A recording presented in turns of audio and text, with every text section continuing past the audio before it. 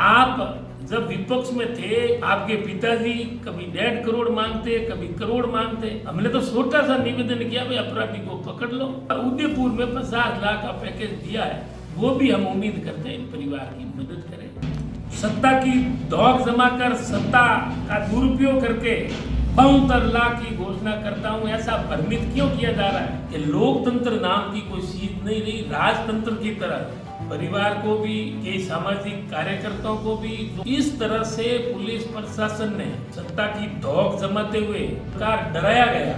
यहाँ आके हमने कहा भाई कौन सा फैसला हुआ है, तो 72 लाख का पैकेज। तो हमें खुशी हुई भाई गरीब परिवार को मिल रहा है, और गहराई से हमने पता किया। तो आज मैं आरोप लगाता हूँ, कहाँ है 72 लाख? विधवा को पेंशन, सामाजिक विभाग का नियम है 5000 और डीए मिला के करीब 7000 पेंशन, और उन्होंने कहा 60 साल तक ये जिंदा रहेगी, और 7000 के हिसाब से 60 लाख रुपए का पैकेज तो ये बनता, और 12 लाख रुपए विधायक कोई भी सार्वजनिक भवन बना। इनको यही कहना था कि 12 लाख रुपए तो एमएलए साहब ने विधायक कोटे से सार्वजनिक निर्माण के लिए दिए, न कि रोकड़ है, और 7000 रुपए महीना इनकी पेंशन बढ़ेगी। और अगर इन्होंने पुनः शादी वगैरह कर दी तो वो पेंशन सब तो निरस्त है। तो लोगों ने, युवाओं में इतना आक्रोश था, चाहे मेघवाल समाज हो, चाहे सतीश को हो, उन्होंने कहा भाई 72 लाख कैसे है। लेकिन समझाने की वजह से आज मोबाइलों में जो वातावरण गंदा हुआ, खराब हुआ, आपस में समाज को तोड़ने का जो प्रयास किया, लेकिन खुलकर बात नहीं करके झूठा भ्रम फैलाया गया 72 लाख का। आज मैं किसी को 10 लाख की मदद कर दूं, और मैं कह रहा हूं 50 साल बाद में 8-9 करोड़ रुपए बनेंगे, और मदद प्रजापति ने 9 करोड़ का पैकेज दिया, तो 10 लाख माने जाएंगे या 9 करोड़ माने जाएंगे? तो सिंपल सी कहना है भाई इनको विधवा पेंशन है।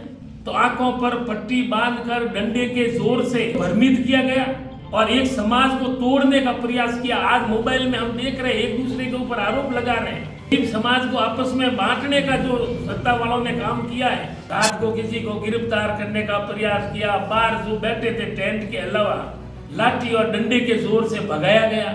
बेकसूर मजदूर जिनका कोई लेना देना नहीं, उस व्यक्ति की दिन दहाड़े चाकू घोंपकर हत्या कर दी जाती है। और पूरे बालोतरा में इतना आक्रोश था, इतनी नाराजगी और गुस्सा था, इतना आक्रोश हमने पहले कभी नहीं देखा। 4 दिन कल धरना चला, और धरने में बिना भेदभाव, कोई पार्टी, कोई विचारधारा, सर्व समाज, सतीश को ने समर्थन दिया, और सिंपल सी मांग थी कि अपराधी को तुरंत गिरफ्तार। हमने निवेदन किया कि भाई अपराधी की गिरफ्तारी के अलावा दूसरे नंबर जो मांग है कि उदयपुर में भी सेम घटना हुई, उनको भी चाकू से मारा, और ये भी चाकू से हत्या हुई। उस समय तत्कालीन सरकार अशोक गहलोत जी ने उनको उदयपुर में 50 लाख और 2 नौकरियों का पैकेज, और आज वो मांगने वाले, आज वो देने वाले बन गए सरकार में। ने कहा भाई आज आपके हाथ में है, तो वही पैकेज इस गरीब परिवार को दिया जाए। नाराम परिवार धरना 1 दिन, 2 दिन, 4 दिन कल तक चला। कई जनप्रतिनिधि आए, हमने कहा सभी इस मुद्दे पर एक परिवार की तरह एक जाजम पे बैठे, चाहे सत्ताधारी आए, चाहे विपक्ष के लोग आए। लोकतंत्र में तो मांगा किससे जाता है? सरकार।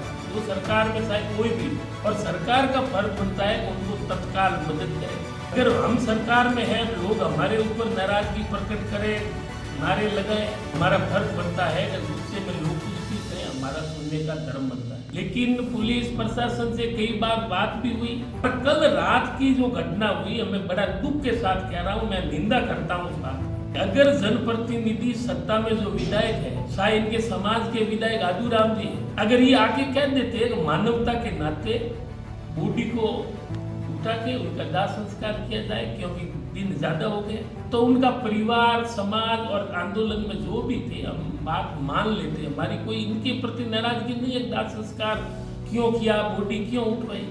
बात करने के नाम पर आला अधिकारियों ने जिला कलेक्टर ऑफिस में जिस तरह से बात की, हम तो वहां से उठ कर आ गए। भाई पहला मुद्दा था गिरफ्तार करें, गिरफ्तार हुआ नहीं। दूसरा, आपने ये भी नहीं कहा कि भाई 2 दिन में करेंगे, 4 दिन में करेंगे। वो तो मांग, मेन मुख्य मांग तो पूरी हुई नहीं।